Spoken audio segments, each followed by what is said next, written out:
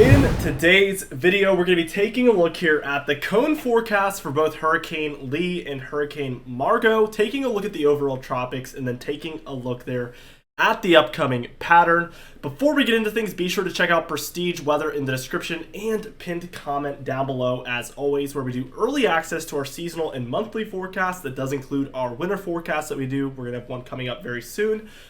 We have our official snowfall forecast up and available now. The first freeze forecast is also up there as well. It's very exclusive there also. And that's going to be $5 a month in the description and pinned comment down below. Now, I do still feel very terrible. You can probably hear it. I've been doing everything that you guys in the comments have been telling me to do. So I'm loading up on vitamins, doing everything by the books, and hopefully I should be back in better shape very, very soon. I do appreciate all the concern and just helpfulness of all of you in the comments down below. It means so much.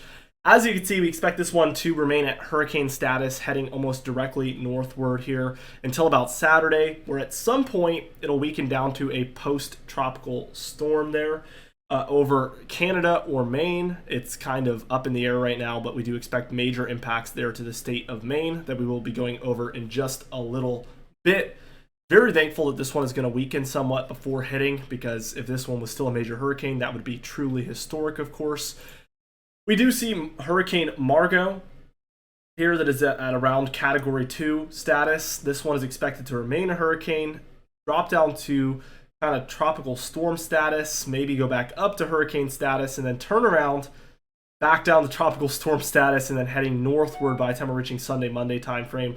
Still a little bit of a confusing track here. It's going to zigzag all over the place, but this one is still expected to remain over the ocean, which is extremely good news. Now, we do have one other system to discuss here today, and that's this disturbance here, which looks to potentially follow in Lee's footsteps and kind of take a track very, very similar. That is on the table at this point. Tropical systems do tend to follow each other, so we are going to be watching very, very closely for that. Our percentages as of now is a 48%, or 48%.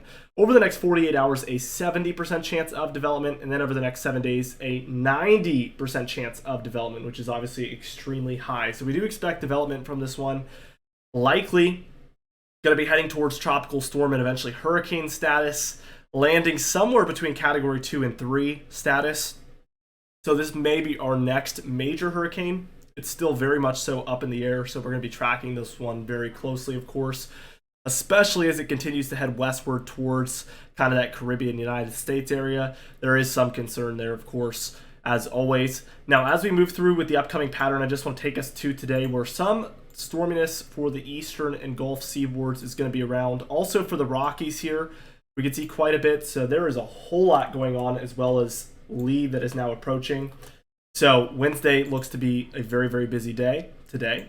Thursday, the 14th here, we see that a lot of this northeast activity quiets down, so we see a lot of clearness up there. But for the deeper south and southeast here, we do see some storms prevailing. Same story for the Four Corner States and the rest of the Rockies and Plains. We do have some storms as well as some snowfall in there happening. Very, very early season snowfall.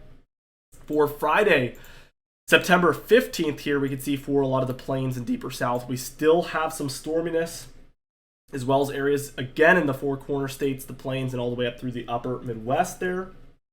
Hurricane Lee now approaching. As you can see, by the time we reach Saturday the 16th here, we see that it is near kind of Maine, New England in general, and this is going to be a far-stretching storm, so we see states like Maine, New Hampshire, Vermont, Massachusetts, Connecticut, and Rhode Island seeing impacts from this one, as well as areas in eastern Canada. So we're going to see multiple different areas dealing with impacts from this very far-stretching storm. It's also a relatively stormy day across a lot of the plains here. So we continue to see these storms prevailing out there.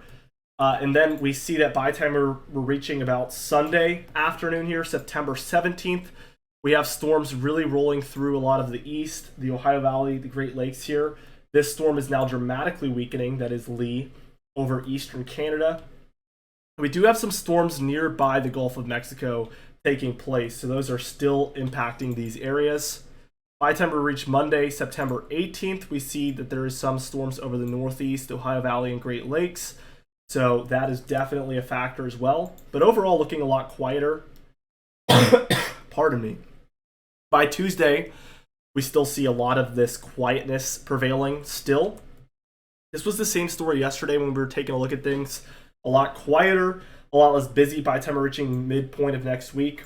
We do see a storm developing, a storm system here across a lot of the Rockies and Plains by the time we're taking a look at Wednesday the 20th. So we will see some thunderstorms out there. For Thursday, we see a low developing up here in Canada, pretty far to the north, and this is bringing a pretty strong cold front underneath. So we see this very big push of cooler air and thunderstorms along that line. So the plain's going to get some activity from that. By the time we reach Friday, it's the same thing. And look at this. Our next tropical system is now in frame for the eastern United States. Again, some pretty good news here. This is very far offshore. But once again, the Northeast would be at somewhat of a risk for this one to potentially move in. I think the saving grace here is that this model, as of now, shows a high pressure system in place. So hopefully that would indicate that this one is going to move around like this. And hopefully not, like this, which is a more rare kind of storm track. But definitely nothing is impossible here. So we will be watching for every potential scenario. We still have this kind of frontal boundary taking place for states like Texas, Arkansas, Missouri, Tennessee, Kentucky, Illinois, Indiana, Michigan, Wisconsin, Iowa, and Minnesota, bringing some thunderstorm activity. We're going to have to just wait and see what ends up happening with that. By tomorrow and the next day, we'll see a lot more here. As we take a look here at the total precipitation, we see heavier amounts here for a lot of the Midwest and Plains. Also, here in the Northeast, as a result of Lee, we're seeing quite a bit. Those are the two areas I'm watching the most for above average activity. A little quieter in the west, a little quieter here in the east overall, but those areas that I've circled in are where we're watching for above average activity to have the best chance of prevailing. Now, the temperature pattern, we do see cooler air moving in, and that is going to stay this way until pretty much through the weekend into early next week, where we will eventually, by mid next week, move into a negative P&A pattern. So we see this cooler air mass over the western regions of North America, and this causes warmth to just surge, as you can see, all the way to northern Canada and all the way through the eastern United States. This is a classic negative P&A pattern. And as we kind of just roll through, we see this pretty much prevails through the very end of September, looking very strong here with this negative P&A, which stands for Pacific North American Oscillation. And again, as a result of this, we see the warmth surging up to the east. And this has been a classic teleconnection that we've used here for years. And I think the best indicator of warmth or cold in the central and eastern states. It's almost always a perfect indicator. And I love using it so much for that reason. Through the end of the model run, which will be September 28th, that is what we end up seeing. So I certainly feel like we're going to see, at this point, September kind of close out this way. October is a bit of a question mark. And as we reach the second half here of September, we are going to be talking more and more about what October could potentially bring. So be on the lookout for those videos as well. As we reach towards the middle point of fall, there's going to be a whole lot to talk about. Anyway, guys, thank you so much for watching. Be sure to subscribe for daily uploads just like this one, except I'm usually healthier. You can even hit the bell icon for daily notifications when we upload so you never miss one. Be sure to like the video if you did enjoy it, leave a comment down below, and I will see you guys in the next video.